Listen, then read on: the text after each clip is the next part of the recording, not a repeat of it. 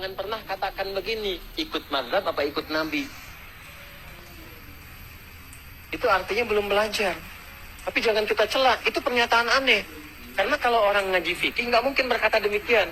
Karena mazhab itu bukan kelompok, mazhab itu yang merangkum, mendokumentasikan berbagai pengetahuan yang bersumber dari Nabi. Cenderung pada sesuatu, bahasa Arabnya mazhaba ilaihi. Karena kepanjangan disingkat mazhab. Maka di sini kita kenal pilihannya Imam Syafi'i, mazhab asy-Syafi'i. Pilihannya Imam Ahmad, mazhab Hambali. Pilihan Imam Abu Hanifah, mazhab Hanafi. Pilihan Imam Malik, mazhab. Nah, mazhab itu bukan kelompok-kelompok.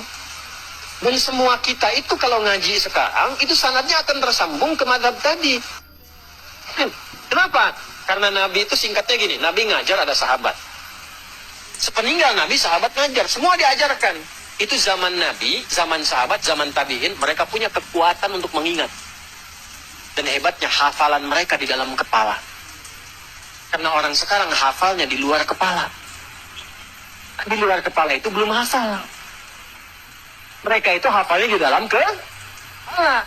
Nah, bertambahnya masa, berubah eranya, berkurang ingatannya. Karena orang dulu itu maksiatnya sedikit. Jaga maksiatnya banyak, dijaga. Sehingga berkahnya apa? Kekuatan ingatannya panjang. Sekarang tantangan maksiatnya banyak. Dan ingat, maksiat itu salah satu penyebab utama mengurangi kemampuan untuk menghafal. Saya punya teman, hafal ribuan hadis. Masuk bioskop. Keluar, hilang semua apalagi. Saya nggak tahu apa yang ditonton. Pulang keluar di situ, hilang semua apalagi. Ingat, maksiat menghilangkan keberkahan. Imam Syafi'i ngadu kepada gurunya Imam Waqi. Syakautu waqi'an an su'i hifdhi fanasahani an atrukal ma'asi faqala al-ilmu nurun wa nurullahi la yunzal lil 'asi.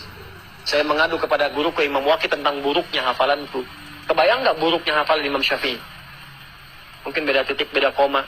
Kata Imam Waqi gurunya, tinggalkan maksiat. Karena maksiat itu mencegah cahaya ilmu dari Allah masuk dalam kalbumu.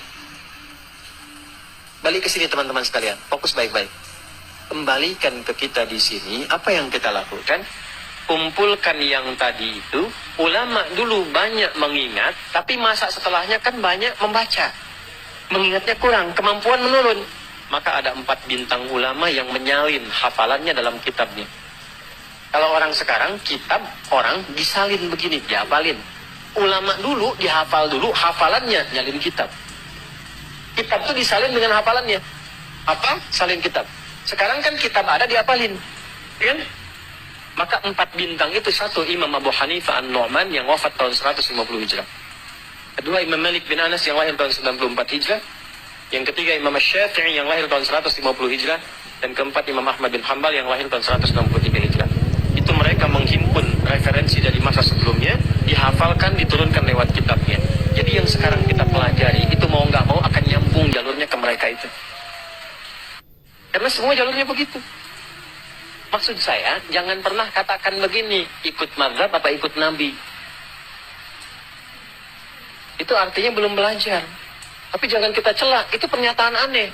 Karena kalau orang ngaji fikih nggak mungkin berkata demikian. Karena mazhab itu bukan kelompok, mazhab itu yang merangkum, mendokumentasikan berbagai pengetahuan yang bersumber dari Nabi. Kita nggak mungkin kita dapatkan langsung akses ke Nabi. Siapa yang sekarang pernah ketemu Nabi? Saya pulang. Nih, Anda belajar sholat dari mana? Nggak mungkin langsung dari Nabi. Oh, tadi saya ketemu Nabi, mimpi kok diajarin begini. Nggak bisa. Kita harus urut riwayatnya dari mana. Nah, kalau kita urut-urut yang mengajarkan dari takbir sampai salam, ketemunya jalurnya di mazhab juga. Ketemunya di situ. Dari mana taunya bismillah dijaharkan? Pernah ketemu Nabi?